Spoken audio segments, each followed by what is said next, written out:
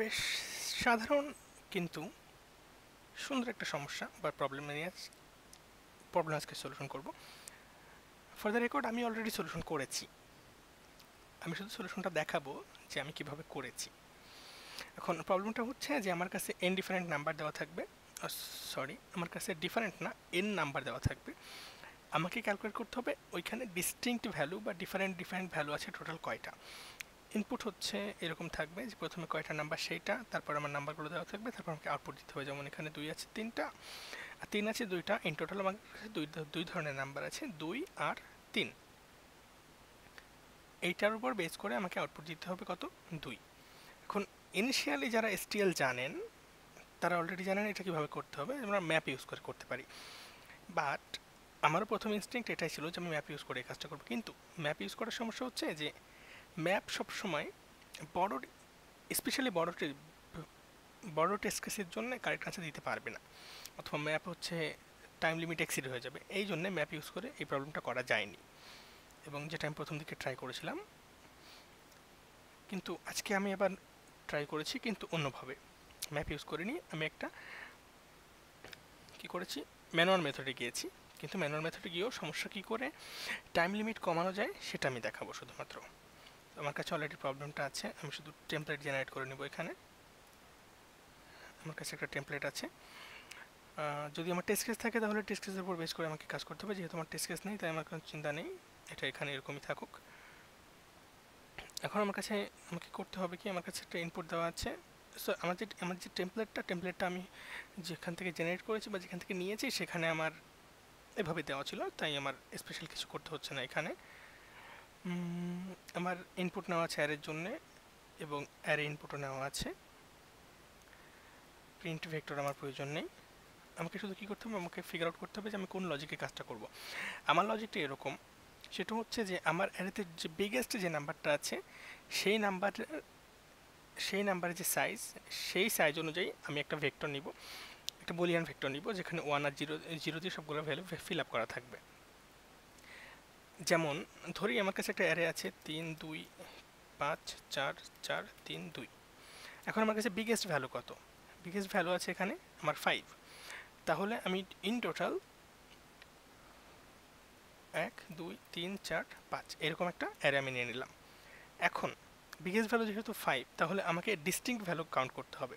এখন আমি যখন এক একটা ভ্যালু পাবো তখন আমি প্রত্যেকটা আমার যে এইখানে যে বুলিয়ান অ্যারেটা আছে এখানকার এক একটা ভ্যালুকে আমি 1 করে দিব।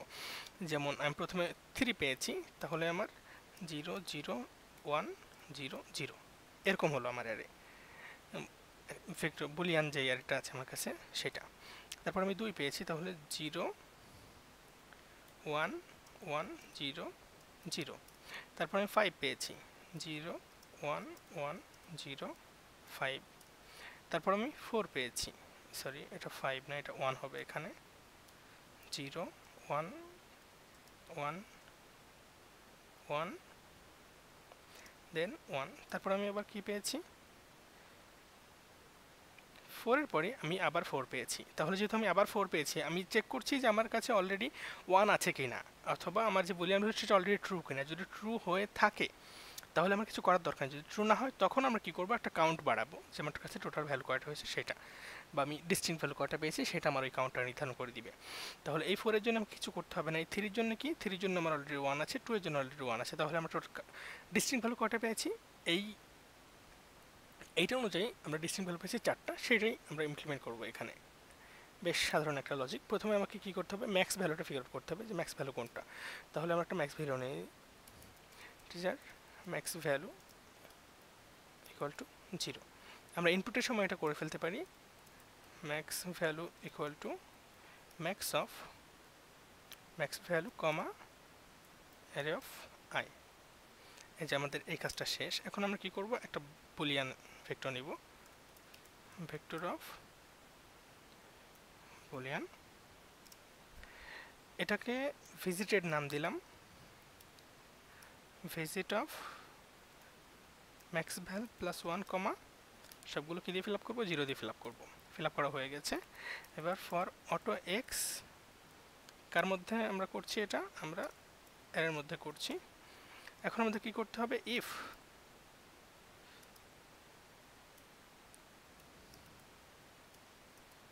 If not visit of I যদি হয়ে থাকে তাহলে আমরা কি করব, সরি আমরা কাউন্ট ভ্যালু রাখিনি এখনো, সরি এটা আই না, এটা এক্স, একটা কাউন্ট রাখতে হবে, কাউন্ট 0, তাহলে কাউন্ট প্লাস প্লাস করলাম এবং এবং আমরা কি করব, visit of x equal to true করে দিব। ওকে, এবং শেষে কি করতে হবে আমাকে, আমার ওই যে কাউন্টটা আসছে কাউন্টার রেজাল্টটা প্রিন্ট করে দিলেই হবে, c out count end line.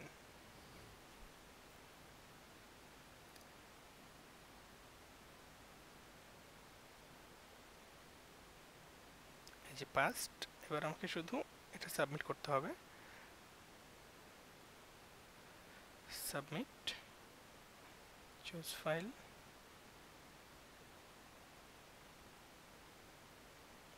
Sorry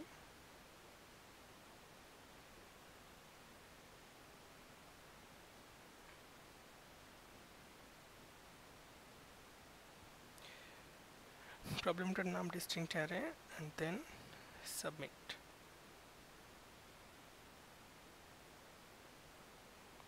এবং অ্যাকসেপ্টেড। এটাই ছিল আমার আজকের সলিউশন।